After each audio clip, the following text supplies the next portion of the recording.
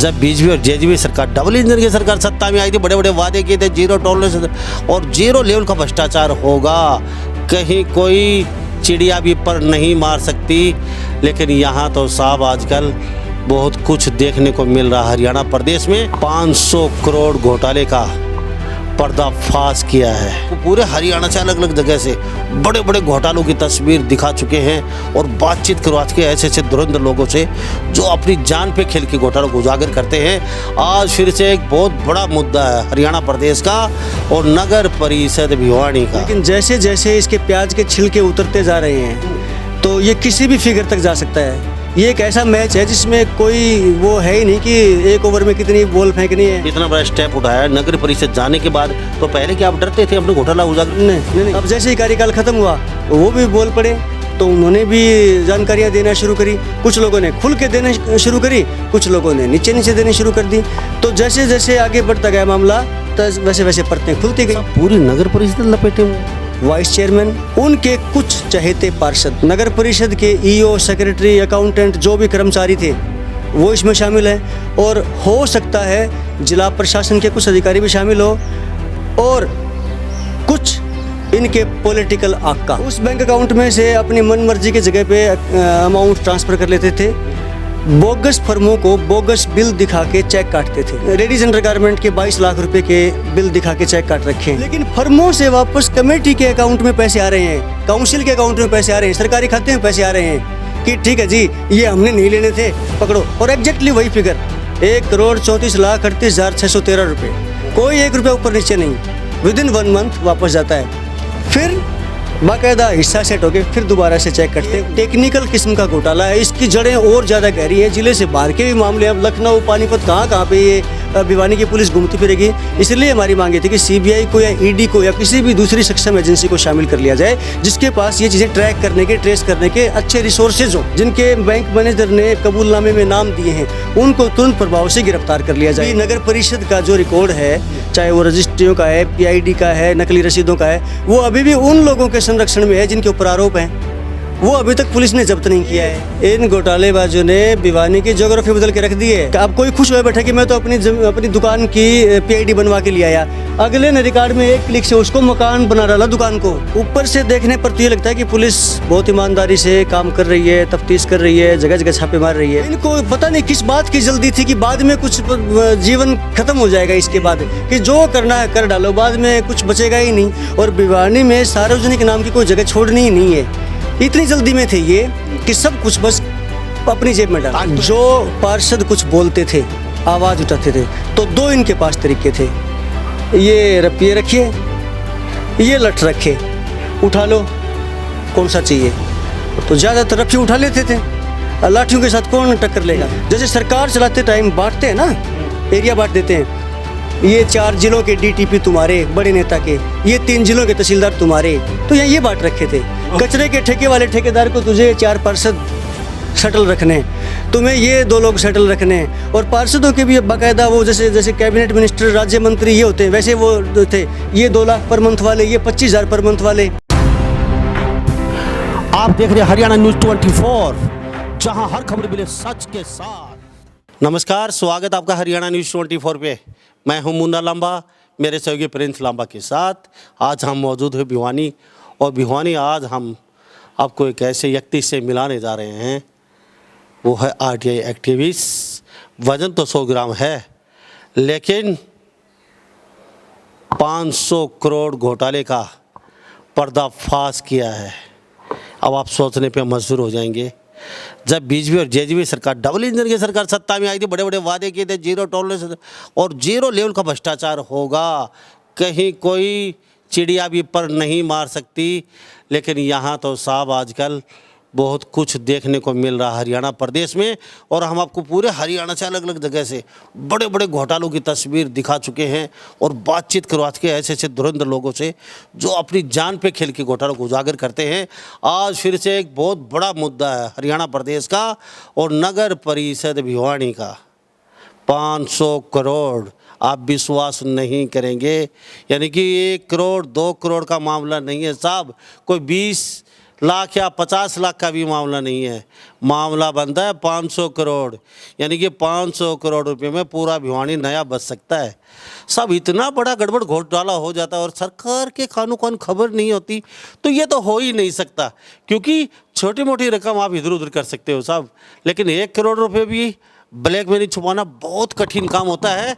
तो हमारे साथ एक शेर दिल इंसान बैठे हुए हैं, सुशील वर्मा, आरटीआई एक्टिविस्ट, जो फाइट कर रहे हैं पिछले काफ़ी दिनों से और बिल्कुल ना रुकते ना झुकते और ना डरते हैं और अपनी जान जोखिम में डाल के इस तरीके के कई घोटाले इन्होंने उजागर किए हैं। आज बहुत बड़े घोटाला लेके मैं इनके समक्ष हमारे साथ मौजूद हुए हैं। इनसे जानते हैं सुशील वर्मा जी से किस तरीके से इन्होंने घोटाला पकड़ा और कैसे उजागर किया। अब ये उस घोटाले लेके क्या सोचते हैं, क्या वास्तव में कार्रवाई होगी या नहीं होगी जो दोषी उनके ऊपर। सुशील वर्मा जी, हरियाणा न्यूज़ 24 पर बहुत बहुत स्वागत है। जी धन्यवाद। वर्मा जी, डर नहीं लगता? जी नहीं। तो वर्मा जी झुकते नहीं है, रुकते नहीं है, क्या बात है? नहीं देखिए, झुकता और डर लगने की, झुकने की, रुकने की बात तो तब आती है जब मैं कहीं खुद कमज़ोर होता या जब मुझे मेरे ऊपर पूरा भरोसा है। और जिन लोगों ने सहा है इतने सालों से, वो जब साथ खड़े हैं तो अब तो खुद से ज़्यादा उस भावना के ऊपर विश्वास है कि जो मेरे साथ लोगों के तौर पर जुड़ गई है। तो अगर कुछ नहीं कर पाया, जिनके साथ गलत हुआ है उनको न्याय नहीं दिला पाया, जिन्होंने गलत किया था उनको पकड़वा नहीं पाया, तो डर तो इस बात का है कि मेरे ऊपर जिम्मेवारी पड़ी थी। लोगों ने मुझे ये सहयोग करने का आश्वासन दिया था, मेरे साथ चला था ये कारवा, तो डर तो इस बात का है कि मैं उस पर विश्वास पे खरा ना उतरा तो क्या होगा।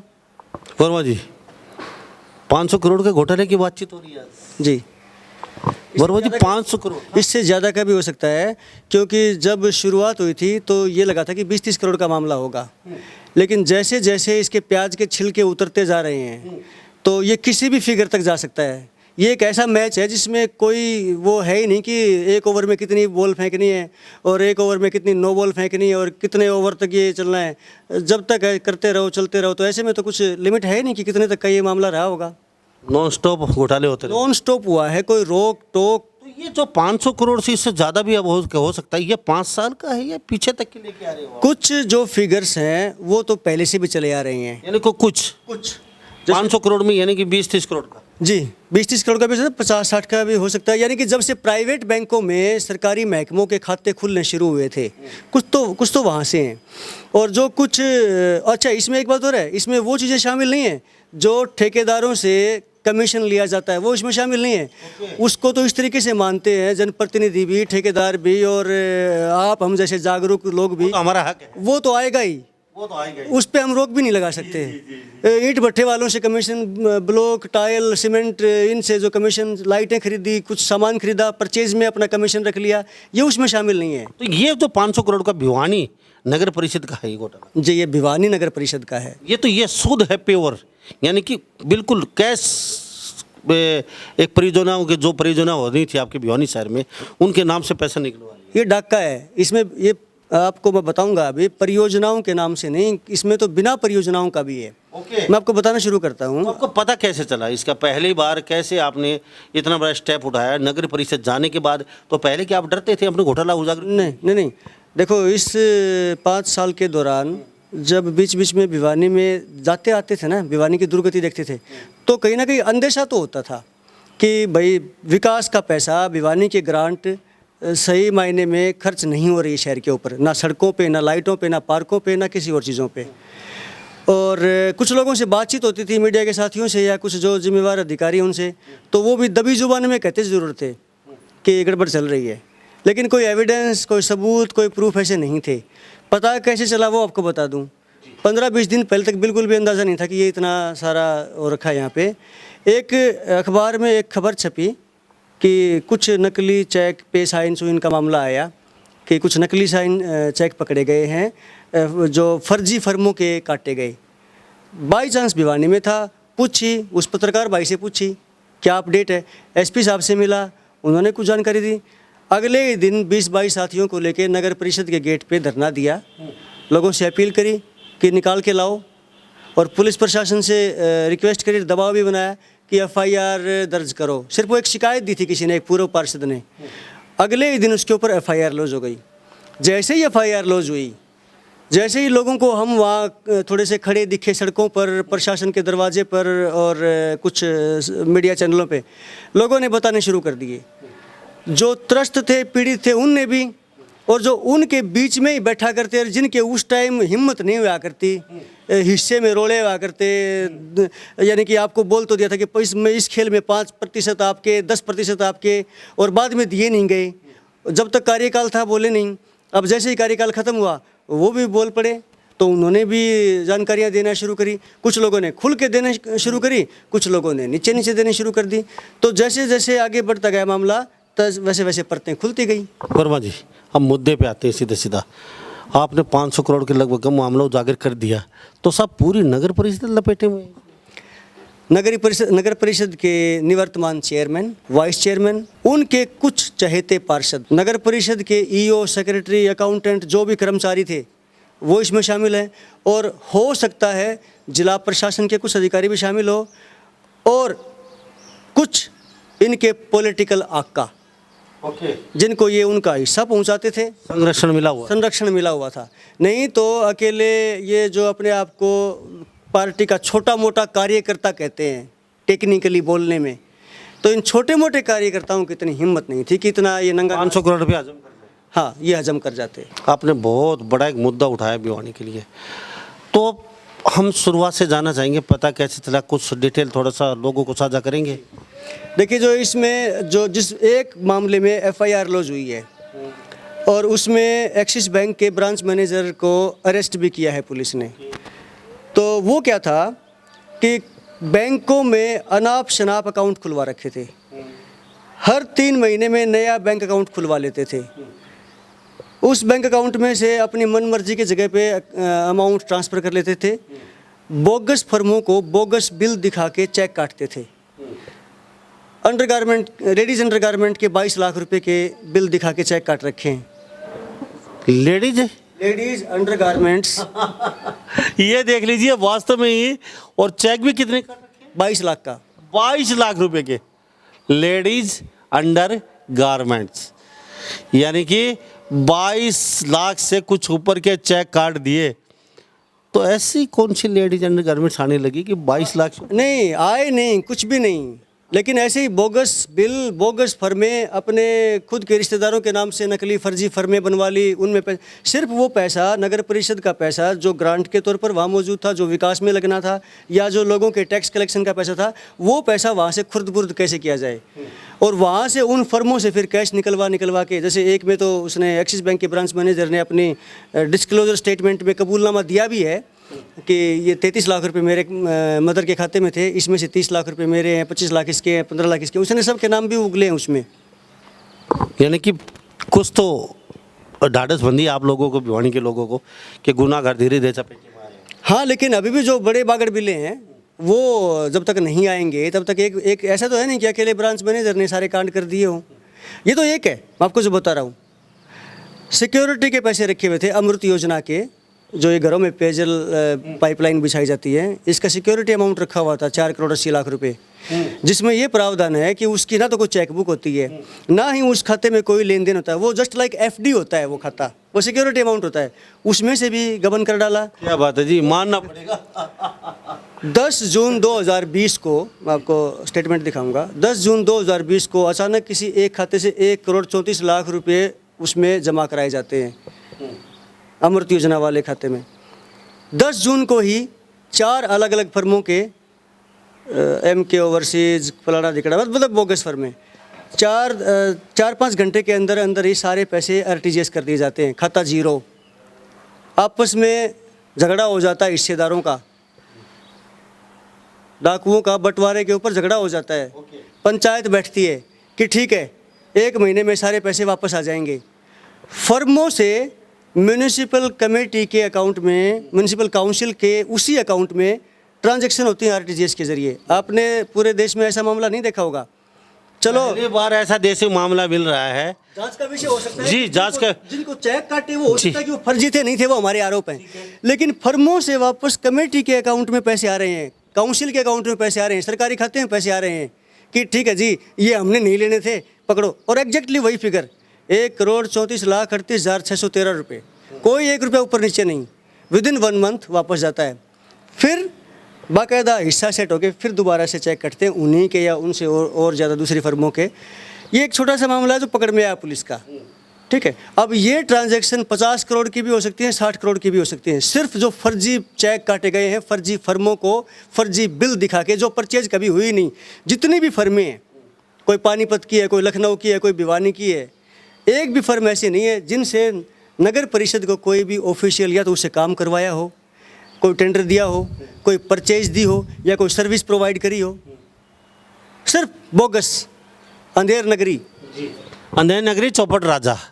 तो हमारे साथ सुशील वर्मा जी बने हुए हैं खास बातचीत में, आरटीआई एक्टिविस्ट थे मेरे साथ, और करोड़ों रुपए का नगर परिषद भिवानी का घोटाला उजागर किया है इन्होंने, और लोग भी इनके साथ हैं, आजकल देखे जा सकते हैं।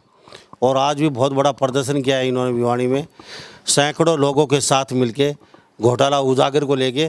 तो आज का प्रदर्शन का मोटिव क्या था? आज का प्रदर्शन का ये मोटिव था कि ये जो घोटाला है, ये तो मैंने आपको सिर्फ चेक का बताया है, इसमें नकली रसीद छपवाने का घोटाला, शहर की ज़मीन पर कब्जे कर लिए जो वहाँ पर बैठे थे सत्ताधीश, उन्होंने या उनके साथियों ने, टॉयलेट, प्याऊ, शौचालय, हवेलियों की, तालाब, डोबे की ज़मीन थी उसके ऊपर कब्जे कर लिए, उसको सार्वजनिक ज़मीन से कमर्शियल ज़मीन में कन्वर्ट। किसी विशेष व्यक्ति ने कब्जे कर लिए? इन लोगों ने, जो एक ही टोली थी ये, इन सारे मामलों की जांच हमारी मांग आज ये थी कि सीबीआई से करवाई जाए।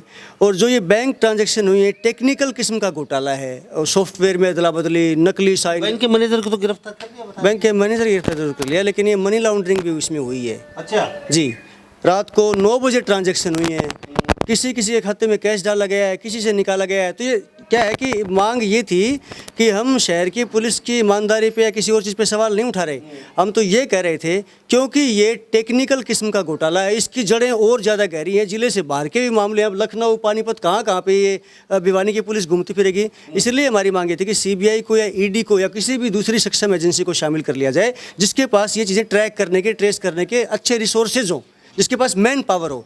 एक तो डिमांड ये थी। दूसरी डिमांड ये थी कि जो भी घोटालेबाजों के ऊपर जो आशंकाएं हैं, जिनके बैंक मैनेजर ने कबूलनामे में नाम दिए हैं, उनको तुरंत प्रभाव से गिरफ्तार कर लिया जाए।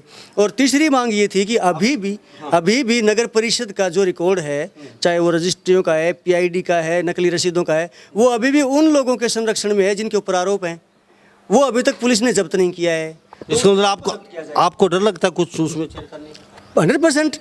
जब से ये चीज़ चली है, रजिस्टर गायब हो गया, अखबारों में छपी, हम लोगों ने हंगामा किया, कुछ साथियों ने आवाज़ उठाई, 2 दिन बाद पता चला रजिस्टर मिल गया। जब रजिस्टर वापस मिला, दुनिया भर की उसमें कटिंग हो रखी हैं जो आप पढ़ नहीं सकते। तो जब ये चीज़ें सरेआम हो रही हैं और वो लोग खुले में घूम रहे हैं, ये तक नहीं पता कि वो सांप बच जाएंगे। ये तक नहीं पता कि नगर परिषद का रिकॉर्ड वहीं ऑफिस में है या चेयरमैन उठा के अपने घर लेके चला गया है। तो इसलिए हमारी आज की जो मुख्य मांगे थी ये थी।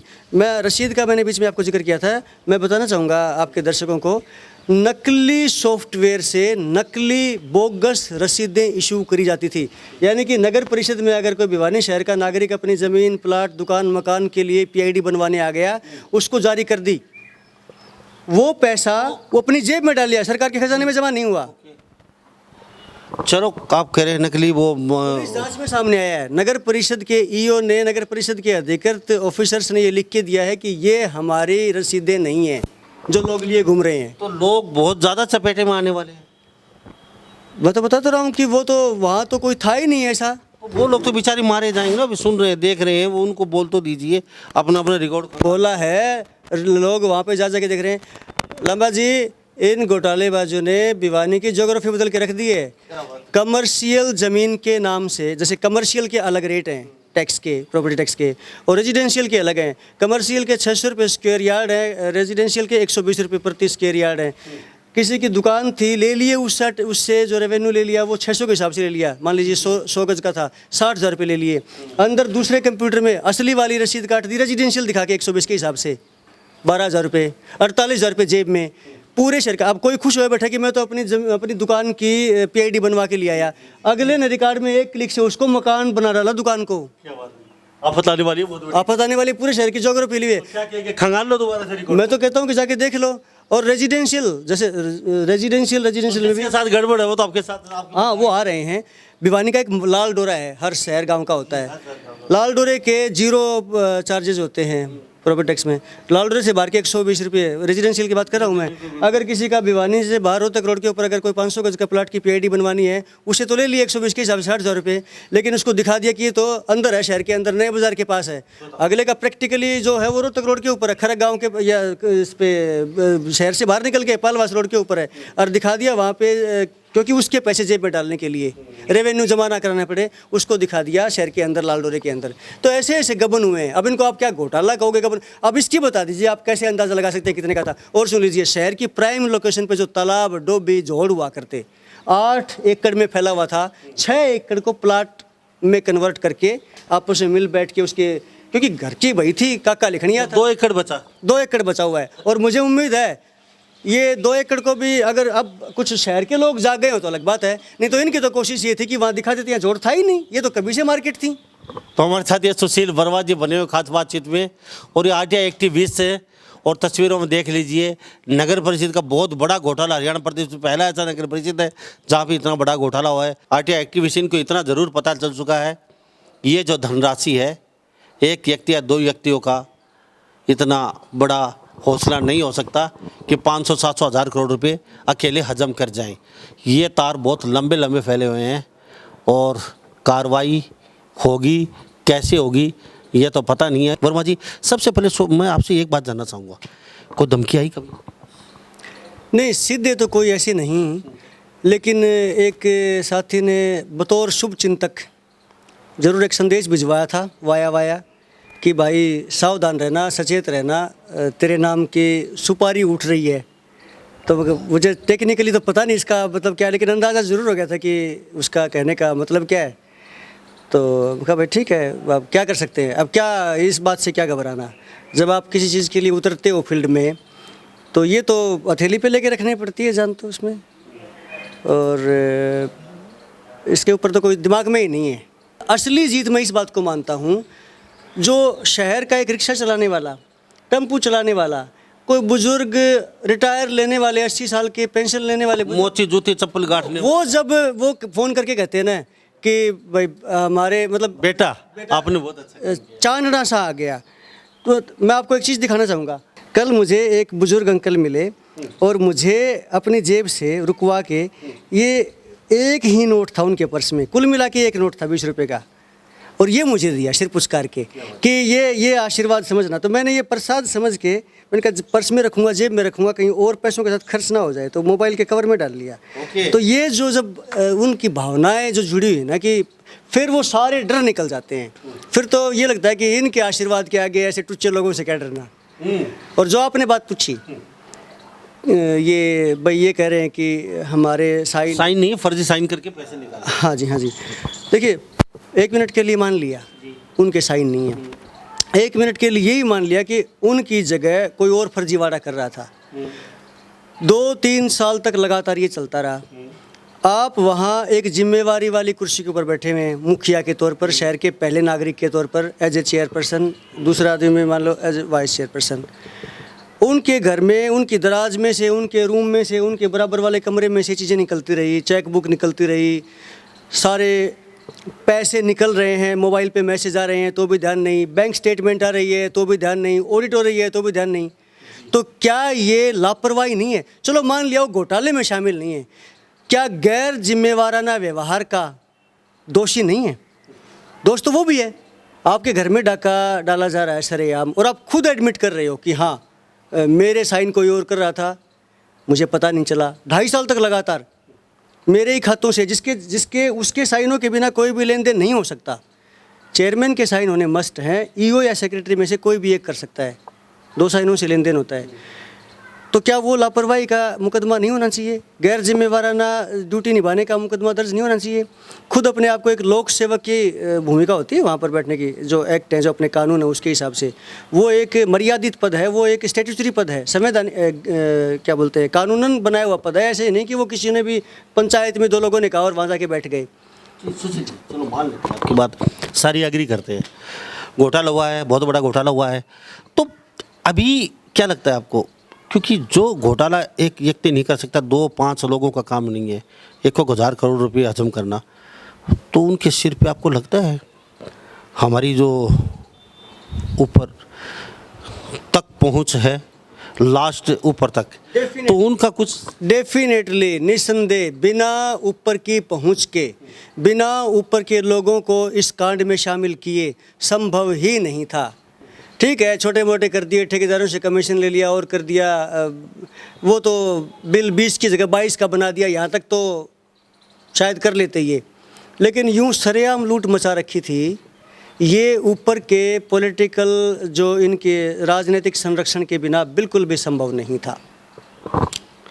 वर्मा जी, चलो मान लेते हैं सारी बात आपकी, अब इसमें पुलिस का क्या रवैया, मुझे ये बताइए। मैंने आपको बताया ना, आज भी जैसे जब हम प्रदर्शन कर रहे थे शहर में, तो वहाँ पे भिवानी पुलिस अधीक्षक का हमारे पास इनविटेशन आया कि आके मिलें। तो पूरे शहर में रोष प्रदर्शन के बाद, भ्रष्टाचार का पुतला फूंकने के बाद, हम सब लोग इकट्ठे होके एसपी भिवानी से मिले। उन्होंने ये कहा कि भाई हम अपनी कार्रवाई में लगे हुए हैं, हो सकता है आपको दिख नहीं रहा हो कि हम क्या कर रहे हैं। कल भी मिला के उनको बुला के आमने सामने बैठा के पूछताछ करी है, तो ऊपर से देखने पर तो ये लगता है कि पुलिस बहुत ईमानदारी से काम कर रही है, तफ्तीश कर रही है, जगह जगह छापे मार रही है। लेकिन जैसा कि मैंने आपको पहले भी कहा था, उनकी ईमानदारी पे या उनके काम काज के ऊपर हम कोई सवाल नहीं उठा रहे हैं, लेकिन ऊपर आकाओं का प्रेशर, एक तो आकाओं का प्रेशर, पहली बात तो ये, क्योंकि पुलिस का कहीं कहीं हाथ बन जाते हैं और हमारे देश की पुलिस को फेयर काम करने नहीं दिया जाता। ये तो सच्चाई है, पुलिस करना चाहती बहुत कुछ है, लेकिन कहीं ना कहीं उनको भी डर होता है कि कहीं वर्दी चली जाए, कहीं भ्रष्टाचार के आरोप में तुम्हें गिरफ्तार करवा दे, या फिर कहीं मेवात में बदली कर दे तुम्हारी। पुलिस के सिपाही से लेके भिवानी पुलिस के और एसपी साहब तक सबको पता है कि इनमें ये लोग दोषी हैं। लेकिन जैसे कि आपने कहा, एक तो ये कि पॉलिटिकली पावरफुल आदमी है, इनके ऊपर संरक्षण है। दूसरा ये जो मैं पहले आपको बताऊं था कि टेक्निकल चीज़ों की अड़चन लगा रहे हैं, मेरे साइन नहीं है। अब एक बात बता दीजिए, साइन मिलवाना, उसकी रिपोर्ट लेना, क्या इतने लंबे चौड़े काम थे कि 15-20 दिन से 10 मार्च को ये एफआईआर लॉन्च हुई थी और अब तक वो साइन मिल के नहीं आए हैं। और दूसरे सैकड़ों ऐसे चेक हैं जिनके ऊपर साइन थे, बैंक खाता खुलवाने में साइन थे। और चाहे चेक वाला मामला छोड़ दीजिए, नकली रसीदों वाला मामला उठा लीजिए, नकली रसीदों वाले को भी इग्नोर कर दीजिए, जोड़ों के ऊपर कब्जे हो रखे हैं वो मामला देख लीजिए। जो सार्वजनिक शौचालय थे उस जगह को नकली पीआईडी बना के हेर फेर करके उसको कमर्शियल जगह दिखा के किसी के नाम कर दी, वो देख लीजिए। इनके खिलाफ ऐसा भी हुआ है। हाँ जी, भिवानी में सार्वजनिक शौचालय 14-15 सार्वजनिक शौचालय थे भिवानी के शहर तो के। ये देख लीजिए, यहाँ गड़बड़ झाला नहीं, वहाँ गड़बड़ झाला उजागर हुआ है। देख लीजिए, सार्वजनिक शौचालय जहाँ पे आप पूरे हरियाणा प्रदेश, पूरे भारत के लोग कभी भिवानी आए होंगे और उन शौचालय में गाहे बगाए आप ज़रूर गए होंगे। रेलवे स्टेशन, बस अड्डा, घंटाघर, आसी गेट, या कहीं ना कहीं से गए होंगे, मैम गेट, या फिर रोहतक चौक, या फिर जैसे कहीं भी पुल के नीचे से। तो आप कहीं ना कहीं आप तस्वीरों में देख लीजिए, हम वो चीज़ दिखा रहे हैं। इतना बड़ा घोटाला आखिर हुआ कैसे? सार्वजनिक शौचालयों की ज़मीन ही खुर्द-मुर्द कर दी गई और अब तक सरकार के कान पे ज्यों नहीं रहेंगी। तो सब मानना पड़ेगा, आपकी भी हिम्मत है, इतने बड़े बड़े घोटाले लेके आ रहे हैं आप। जिला प्रशासन के एक बहुत बड़े अधिकारी ने अपनी रिपोर्ट स्टेट गवर्नमेंट को भेज रखी है। भिवानी में ज़मीनों के ऊपर अवैध कब्जे हुए हैं, जिन लोगों ने किए हैं उनके नाम लिख के भेज रखे हैं, उनके खिलाफ अभी तक कोई कार्रवाई नहीं हुई है। 2017 में एक सब कार्रवाई होगी लगता है आपको? 2017 में एक एफआईआर दर्ज हुई थी। एक शौर्यवाला मंदिर ट्रस्ट है हमारे भिवानी में, उसके ऊपर अवैध कब्जा करते, उसकी ज़मीन को प्लाट दिखा के किसी और को बेच दिया और किसी और को कब्जा भी करवा दिया। क्या बात है? वो अब तक घूम रहे हैं उस एफआईआर को हाथ में लिए। राजकुमार ढिनोदिया जी, अगर आप मिले उनसे तो आप वो देख लें, दस्तावेज उनके पास हैं। फिर कागज़ों में छेड़खानी कर देते हैं, फिर कटिंग कर देते हैं, लेकिन आज तक उस इंसान को पुलिस ने गिरफ्तार नहीं किया है, उनकी ज़मीन का कब्जा वापस उस ट्रस्ट को नहीं दिलवाया है। तो और मैं बता रहा हूँ आपको कि रिकमेंडेशन जाने के बावजूद भी यहाँ के एक अहम अधिकारी की आईएएस अधिकारी की रिपोर्ट जाने के बावजूद भी उनको अब तक कोई भी पुलिस कार्रवाई नहीं हुई है, एफआईआर दर्ज नहीं हुई है ज़मीन के अवैध कब्जों की। मैंने आपको सार्वजनिक शौचालय की बताई, कुछ ज़मीन जैसे ऐसे पड़ी होती है, कोई गोचर भूमि या कुछ, जो क्योंकि बहुत बड़ा दायरा है इसका म्यूनिसिपल काउंसिल का, वहाँ पे रातों रात कच्ची ईंटों से गारा से चिनवा के उसको दुकान दिखा के और पीआईडी इशू करके रजिस्ट्री करवा दी अपने नियर डियर लोगों के नाम, फिर उन्होंने आगे किसी को बेच दी। जो मौका मिला, इनको पता नहीं किस बात की जल्दी थी कि बाद में कुछ जीवन खत्म हो जाएगा इसके बाद, कि जो करना है कर डालो, बाद में कुछ बचेगा ही नहीं। और भिवानी में सार्वजनिक नाम की कोई जगह छोड़नी ही नहीं है। इतनी जल्दी में थे ये कि सब कुछ बस अपनी जेब में डाला, ताक पे रख दिया, सब कुछ ताक पे। कानून सब मतलब ताक पे। ना कानून का डर था, ना लोगों का भय था। और जो पार्षद कुछ बोलते थे, आवाज़ उठाते थे, तो दो इनके पास तरीके थे, ये रपिए रखिए, ये लठ रखे, उठा लो, कौन सा चाहिए। तो ज़्यादातर रफी उठा लेते थे, लाठियों के साथ कौन टक्कर लेगा, हर आदमी सोचता है। मंथली फिक्स थी। कुछ पार्षदों की बाकायदा जो नकली रसीद काटता था, मैंने एसपी साहब को शिकायत दी है, एक पार्षद का भतीजा वहाँ पे टेम्परेरी लगवा रखा था, और वो मतलब उसका ऑफिस का आदमी ना होने के बावजूद ऑफिस में बैठता था कंप्यूटर लैपटॉप खोल के, और वो वहाँ से खटाखट रसीदें काटता था नकली। उसकी जिम्मेवारी थी कि इन 6 लोगों को तुझे पर मंथ इतने रुपए देने हैं एज ए मंथली। जैसे सरकार चलाते टाइम बांटते हैं ना, एरिया बांट देते हैं, ये 4 जिलों के डीटीपी तुम्हारे बड़े नेता के, ये 3 जिलों के तहसीलदार तुम्हारे, तो यहाँ ये बांट रखे थे। कचरे के ठेके वाले ठेकेदार को तुझे 4 पार्षद शटल रखने हैं, तुम्हें ये 2 लोग शटल रखने हैं। और पार्षदों के भी बाकायदा वो जैसे कैबिनेट मिनिस्टर, राज्य मंत्री ये होते हैं, वैसे वो थे, ये 2 लाख पर मंथ वाले, ये 25,000 पर मंथ वाले। बताओ फिर किससे क्या उम्मीद करें। यानी कि बंदरबाट पूरी की है। आप एक बात बताओ, इतने अविश्वास प्रस्ताव आते हैं छोटी छोटी नगर पालिकाओं में, बवानी खेड़ा में हर छठे महीने अविश्वास प्रस्ताव, गरोंडा में, लाडवा में, पढ़ते हो गया अखबारों में, आप जाते हो, भिवानी में भी आते थे पहले, हर छठे महीने अविश्वास प्रस्ताव ले खड़े हो जाते पार्षद। 60 महीने के दौरान एक बार भी कोई अविश्वास प्रस्ताव नहीं आया। 1-2 पार्षदों ने आवाज़ उठाई है, ऐसा नहीं कि मैं कह रहा हूँ कि सारे के सारे ऐसे थे। हमारे इस एरिया से पार्षद है सुशीला पुनिया जी, वो आवाज़ उठाते थे। एक पार्षद हैं, आप भी जानते हैं उनको, ईश्वर मान जी, वो आवाज़ उठाते थे। जो आवाज़ उठाते थे उनकी आवाज़ जैसे वो नकार खाने में तुत्ती बोलती है वैसे दब जाती थी। और फिर आप जैसे भी सोचते थे कि इनकी तो आदत है, बोलते ही रहते हैं, क्योंकि कोई ठोस सबूत तो है नहीं, सिर्फ आरोप लगाते हैं। अब समझते हैं लोग, अब लोगों की समझ में आया कि ठीक बोलते थे। लोग डरते भी थे, और डरने के साथ साथ कोई सॉलिड एविडेंसेस भी नहीं थे। जैसे अब ये रसीद नकली सामने आई, अब क्या पता ये नकली है इसलिए, अब लोगों ने बताई तब पता चले कि नकली थी। तो मेरे कहने का मतलब ये कि हमाम था, खुला हुआ था, नंगे नाव, एंजॉय करो, कोई रोक टोक नहीं, कोई डर भय नहीं किसी प्रकार का। आपस में क्या क्या बताऊँ आपका, मतलब इनकी वो गाथा गाते गाते तो आपके कान सूख जाएंगे, मेरा गला सूख जाएगा, लेकिन ये ख़त्म नहीं होंगे। वर्मा जी, चलो अच्छी बात है, आपने मुहिम उठाई।